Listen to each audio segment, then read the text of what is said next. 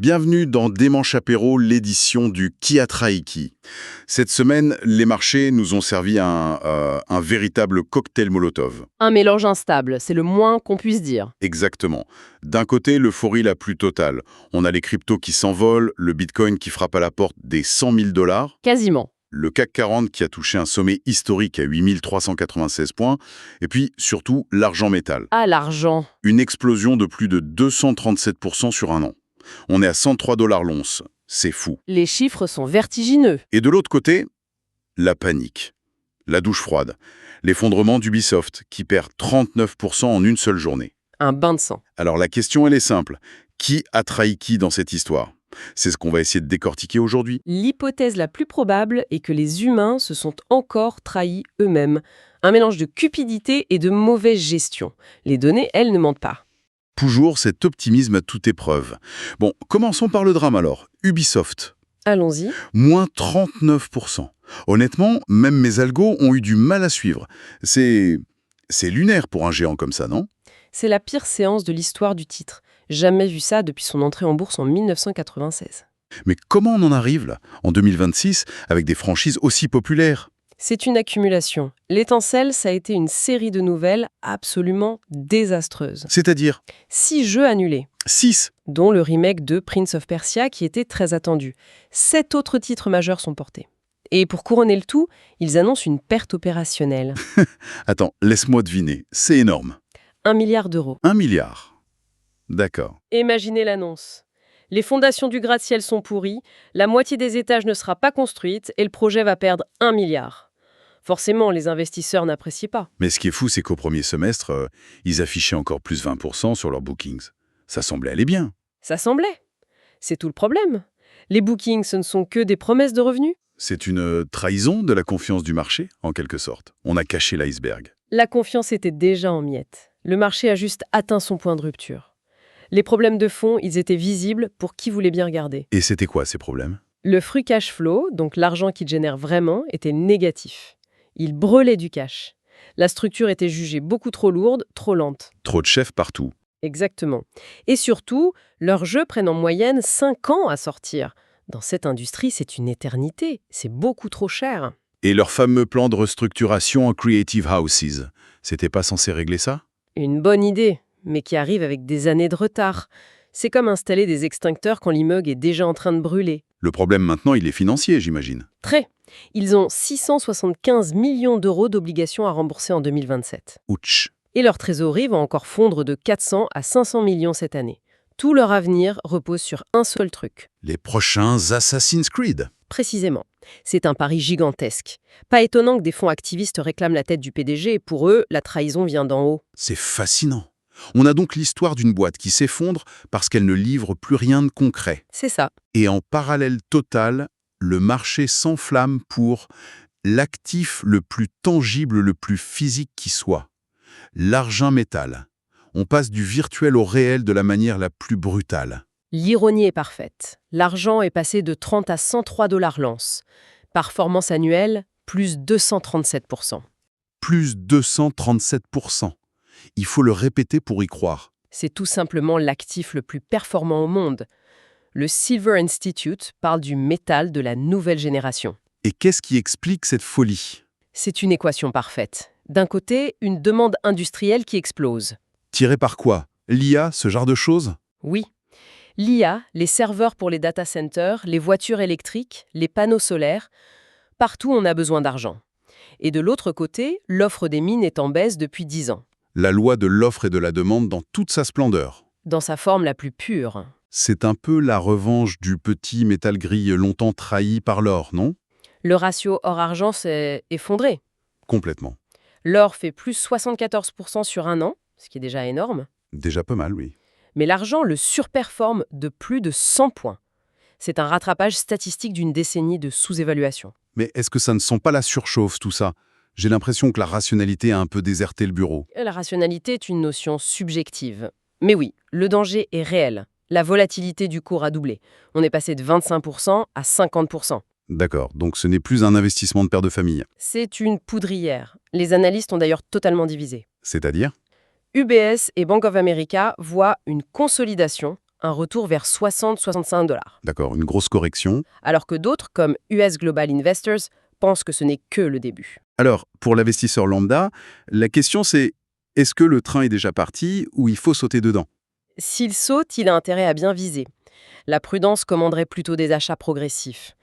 Et surtout, il faut bien distinguer l'argent physique, Le lingot dans le coffre, voilà, et le marché papier. Les ETP, ces fonds cotés en bourse. qui permettent de spéculer facilement. Exactement. Et ce marché-là est en surchauffe totale. Si les capitaux sortent de ces produits, la correction pourrait être ultra violente. C'est intéressant. Cette ruée vers les actifs alternatifs, qu'ils soient tangibles ou pas. Ça me fait penser aux cryptos, évidemment. La connexion est logique. Le Bitcoin qui flirte avec les 100 000 dollars, ça ne choque plus personne. On dirait que le marché a choisi son camp. Le marché n'a pas choisi de camp, il a accepté une nouvelle classe d'actifs. Bitcoin a oscillé entre 93 000 et 100 000 dollars cette semaine. L'Ethereum se maintient bien, vers 4 000, 4 400 dollars. Et la cause, c'est toujours l'adoption par les gros investisseurs, les institutionnels. C'est le moteur principal. Ce n'est plus une théorie, c'est un fait. Les ETF Bitcoin et Ethereum ont aspiré 1,3 milliard de dollars, juste sur la première quinzaine de janvier. 1,3 milliard, c'est énorme. Les mêmes fonds qui, hier, disaient que le Bitcoin était un poison, aujourd'hui en remplissent leur portefeuille. Une forme de trahison de leurs propres convictions. Motivés par la peur de rater le train de la performance. C'est très humain. Et au-delà des ETF, il y a d'autres moteurs. Oui, 3 facteurs. D'abord, l'attente de la baisse des taux par les banques centrales. Ça rend les actifs rares plus attractifs. Logique. Ensuite, l'environnement politique aux États-Unis qui est, disons, moins hostile. Le risque d'interdiction s'éloigne. Et le troisième, Des cas d'usage concrets qui émergent. La tokenisation d'actifs, les stablecoins et le besoin de preuves d'authenticité dans un monde où l'IA rend au vrai du faux indiscernable. c'est un tableau presque parfait. Mais pendant que ces nouveaux mondes s'enflamment, le bon vieux CAC 40, lui, il a l'air de reprendre son souffle. Il cale un peu, oui. On touche un record historique et puis plus rien. On dirait qu'il y a une forme de défiance, comme si on se demandait si ces valorisations n'étaient pas une promesse intenable. Une trahison à venir? L'indice consolide, autour de 8330 points. C'est une pause assez saine. Le marché est tiré par des thèmes très précis. Lesquels? L'IA, bien sûr, l'industrie avec l'aéronautique, la défense, l'électrification et le secteur financier, mais tout le monde retient son souffle. À cause des risques géopolitiques? Exactement. Les tensions géopolitiques, les déficits budgétaires qui sont abyssaux et surtout des valorisations qui semblent Un peu folle. déconnectées de la réalité, notamment dans l'IA. Et c'est quoi le niveau à surveiller? Le seuil qui, s'il casse, annonce une vraie correction. J'entends souvent parler des 8000 points. C'est le niveau clé, 8000 points. C'est un support à la fois psychologique et technique. S'il casse à la baisse, on ne parlera plus de simple pause. Ça voudrait dire un retournement de tendance. Un décrochage plus sévère, oui. Le signal que la peur a vraiment pris le dessus. Mais il y a quand même des choses qui soutiennent le marché. Oui, et c'est un point fondamental. Les dividendes. Les prévisions pour 2026 sont sur un record historique. Tant que les entreprises génèrent du cash et le rendent aux actionnaires, ça crée un filet de sécurité. Donc, si je résume, on a un marché complètement éclaté. Fragmenté est le terme. D'un côté, une boîte comme Ubisoft qui est punie pour ses échecs. De l'autre, des matières premières, des cryptos qui s'envolent sur des promesses de révolution. Et au milieu, les actions traditionnelles, au sommet, mais qui regardent un peu dans le vide. C'est le grand écart permanent. Bienvenue en 2026. C'est ça. L'ère de 2025 où tout montait en même temps, cette ère-là est terminée. Aujourd'hui, le marché est un torrent. Il y a des rapides et des zones de calme plat, Chaque actif a sa propre histoire. complètement décorrélées des autres. Le mot d'ordre, ce n'est plus l'exposition au marché, c'est la sélectivité.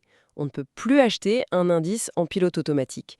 Il faut choisir son camp, choisir son histoire. Et les histoires gagnantes, elles sont claires. Oui, La défense, l'électrification, la rareté des métaux précieux, l'institutionnalisation des cryptos. voilà les thèmes porteurs. Et à l'inverse, les histoires sanctionnées, comme Ubisoft, ce sont celles des boîtes pas rentables, endettées, avec des cycles de développement trop longs. Précisément, il faut choisir entre les entreprises qui construisent le monde de demain et celles qui sont encore un peu prisonnières du monde d'hier. La grande leçon de la semaine, finalement, c'est que la stratégie du « j'achète et j'oublie », c'est fini. Elles ne fonctionnent plus.